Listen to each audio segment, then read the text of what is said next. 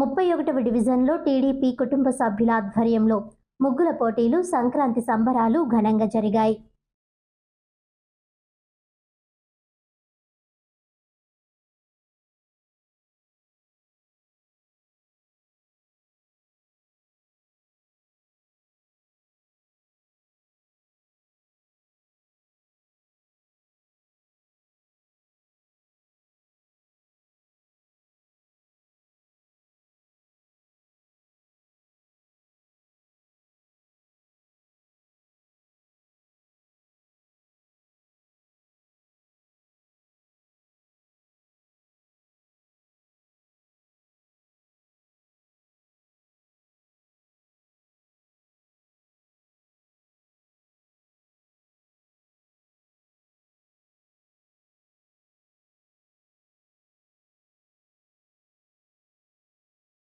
ఉన్నాయి 10 రోజుల దగ్గరలో ఉన్నాయి. ఇంకా 10 రోజులు ఉండగానే అన్నపూర్ణంపేటలోకి సంక్రాంతి సంబరాలు వచ్చేసి చాలా ఆనందంగా కనబడుతున్నారు పిల్లలు అందరూ. సంక్రాంతిలో రంగోలి సంబరాలు అన్నది ఒక అందం.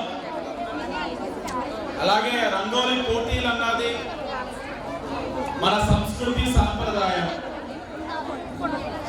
మీరు గమనించినట్లయితే మనం ప్రతిపక్షంలో ఉన్నప్పుడు ముగ్గుల పోటీలు కొనసాగించాం. ఈరోజు అధికారంలోకి వచ్చిన తర్వాత కూడా కొనసాగిస్తున్నాం. పక్షమా ఓట్ల కోసమా అన్నది ఏ రోజు ఆలోచించాల. కానీ మిమ్మల్ని ఆలోచించమంటున్నది ఏంటంటే మన 2024 ఎన్నికల సమయంలో తెలుగుదేశం పార్టీ ముగ్గుల పోటీలు అన్నది ఆనవాయితీగా జరుగుతూ ఉంటుంది భవానీ చారిటబుల్ ట్రస్ట్ ఒక సహకారంతో. దీనికి పోటీగా వైసీపీ వాళ్ళు పెట్టారు.